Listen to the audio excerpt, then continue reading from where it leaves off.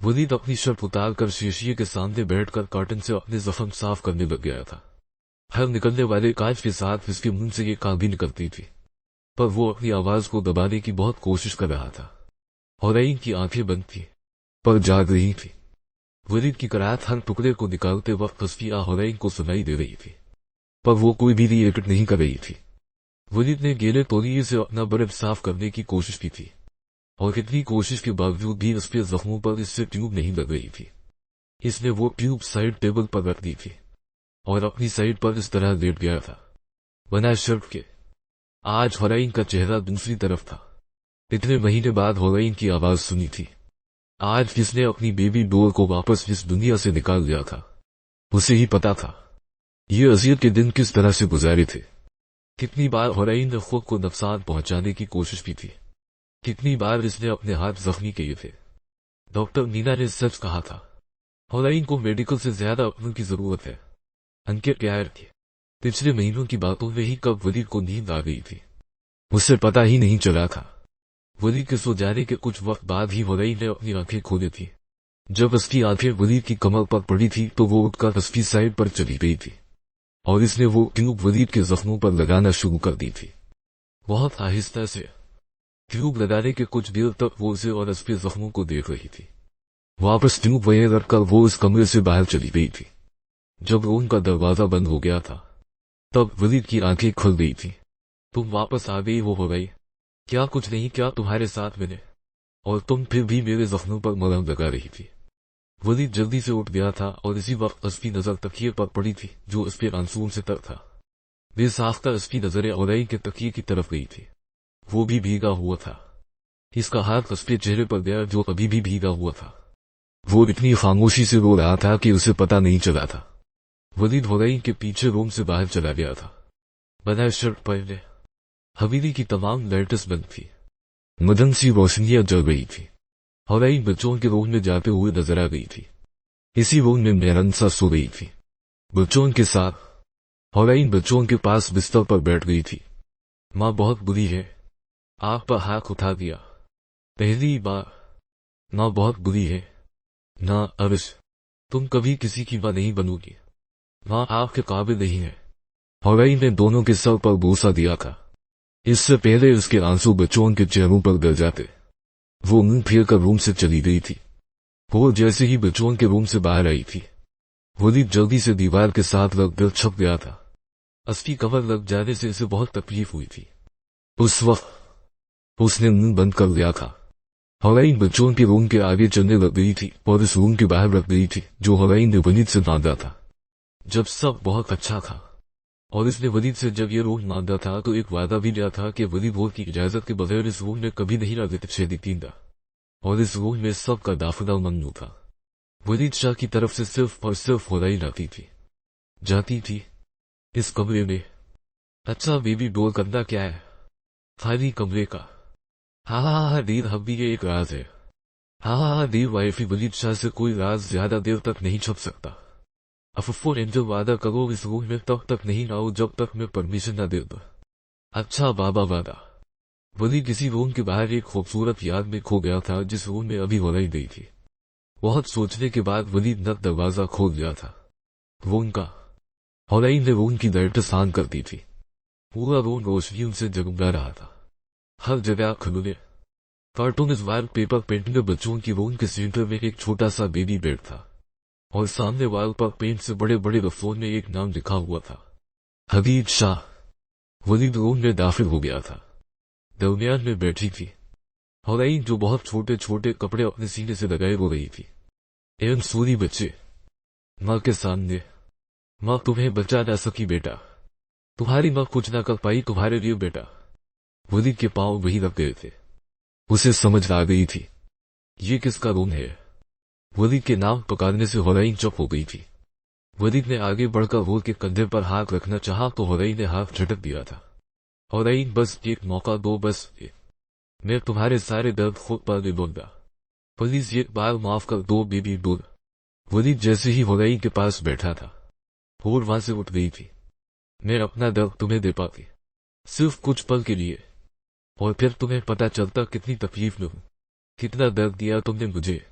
हौलैन के चेहरे पर एक अलग वसा था, एक अलग आग थी हंसती आंखों में। इसने उठकर तमाम चीजें रूम के सेंटर में रख दी थी।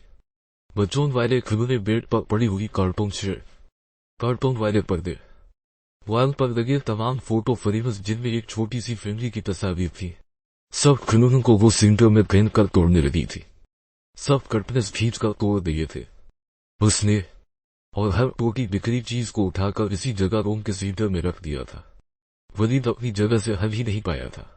आज इस कमरे ने उसे पूरी तरह तोड़ दिया था। हौलैन ने सारे कमरे को बर्बाद कर दिया था। कुछ ही मिनटों में मैं इसे आखिरी बार तकलीफ दे रही हूँ। आज के बाद मैं इसे याद नहीं करूंगी। मैं इसे आखिरी बार महसूस करना चाहती थी। ये मैंने हदीद के लिए बनाया था। कैसा लग रहा है? हौलैन ने एक कॉर्नर पर पड़ी एक छोटी सी अलमारी से कुछ कपड़े निकालकर वलीद के सामने रख दिए थे।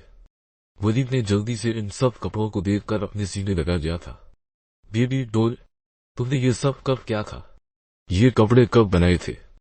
जब तुम अपनी एक फियांसी के साथ बहुत मसरूफ रहने लग गए थे, जब तुम बच्चों को इग्नोर करने लग गए थे, जब तुम मेरे खिलाफ सबूत ढूंढने में लगे हुए थे, तब मैं हमारे लिए नई आने वाली खुशियां बुन रही थी।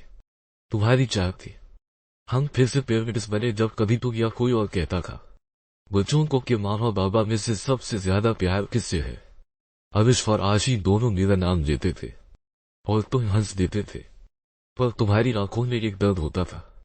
तब मैंने फैसला किया था हमारा आने वाला बच्चा तुम्हारे क्लोज रहेगा, तुम्हारे करीब रहेगा, और जब कोई इसे माँ का लड़ना बोलेगा तब वो भागते हुए तुम्हारे पैरों में आदित्य छेदी पींगा, तुम्हारा नाम लेकर कहेगा मैं बाबा का लड़ना हूं, हदीद, हदीद शाह, वलीद शाह का बेटा। मैंने बहुत बार ऐसी ख्वाहिश की थी कि हदीद जब पहला लफ्ज बोले तो माँ नहीं बाबा कहे। मैंने ऐसे खूबसूरत ख्वाब देखे थे कि जब वो तुम्हारी हमारी खूबसूरत दुनिया आंख खोलेगा तो तुम्हारी आगोश में हंसती आंखें तुम्हारा चेहरा देखेंगी, तुम जिसे पहले अपनी गोद में लोगे। यह खूबसूरत ख्वाहिश मेरी थी। हदीद, पहला कदम तुम चलना सिखाओगे। रात गए जब वो डरकर नींद से जाग जीन खलिफ लेते छेदी पींगा, तुम इसे अपने सीने पर सुलाया करोगे, इसे सुकून ले जाया करोगे। वापस तुम्हारे कंधे पर बैठकर वो हवेली में दाखिल हवा करेगा।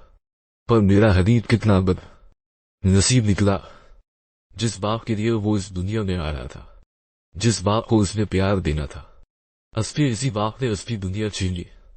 तुम बहुत जालिम साबित है वलीद छेदीतीन हो वलीद शाह। वलीद ने हौलैन के बेमुखलिफ लेते छेदीतीन हुए कपड़ों को अपने सीने से लगा दिया था। उसका दिल फट रहा था अपने बच्चे के ये छोटे छोटे कपड़े देखकर। दोनों अपनी अपनी जगह बैठे अपने नफसान पर रो रहे थे। जिस काम के लिए मैं यहां रही थी वो तो मैं भूल ही गई। हौलैन रूम से चली गई थी। कुछ देर में वो एक माचिस बकस के साथ रूम में दाखिल हुई थी और इन सब चीजों को आग लगा दी थी।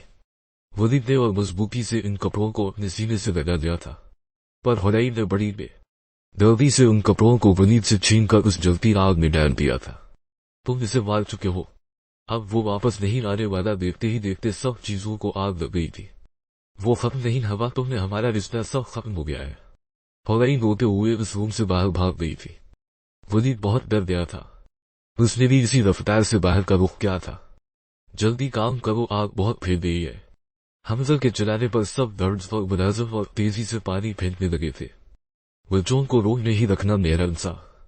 मेहरानसा की नजरें कमरे की सामने वाली दीवार पर पड़ी थी जहां हदीद शाह लिखा था। मेहरानसा बहुत ऊंची रोने लगी थी। बहुत तकलीफ हो रही थी उन्हें सारे रूम की हालत देखकर। उन्हें हौलैन का दर्द महसूस हो रहा था।